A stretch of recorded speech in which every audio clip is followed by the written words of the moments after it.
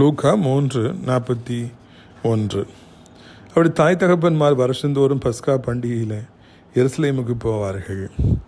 இயேசுப்பா சின்ன குழந்தையாக இருக்கும் பொழுது அவங்க தாய் தகப்பனுக்கு ஒரு வழக்கம் இருந்தது.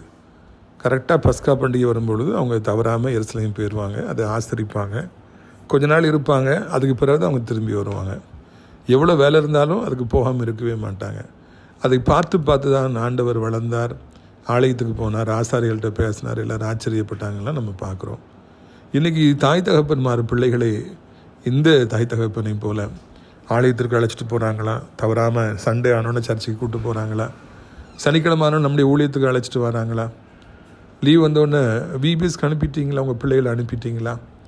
தாய் தகப்பன்மார் எப்படி இருப்பார்களோ, ஆண்டவர்கிட்ட எவ்வளோ வாஞ்சியாக இருக்குங்க, அதே மாதிரி தான் பிள்ளைகளும் இருப்பாங்க. பிள்ளைகளை நம்ம ஆலயத்துக்கு அழைச்சிட்டு போகணும், ஊழியத்துக்கு அழைச்சிட்டு போகணும். நிறைய பேர் பீச்சுக்கு அழைச்சிட்டு போகிறாங்க, சினிமாவுக்கு அழைச்சிட்டு போகிறாங்க, வேறு எங்கெல்லாமோ அழைச்சிட்டு போகிறாங்க. ஒரு பிள்ளை வளர்வதும் வீழ்வதும், a fallen rise is in the hands of the parents. இது முக்கியமான ஒரு காரியம். பெற்றோருக்கு பிள்ளைகளை வளர்ப்பதில் மிக முக்கியமான ஒரு பங்கு இருக்கின்றது.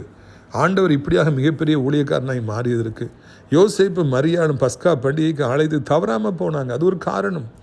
நீங்களும் உடைய பிள்ளைகள் எப்படி வளர வேண்டும் என்பதில் மிக முக்கியமான பங்கை பெற்றோர்களை வகிக்கின்றீங்கிறது மறந்துடாதீங்க. ஆண்டவருக்குள்ளே வளருங்க. நீங்கள் வளர்றதை பார்த்தான் பிள்ளைகளும் வளருவாங்க. கர்த்தர் உங்களை ஆசீர்வதிப்பாராக. ஆமென்.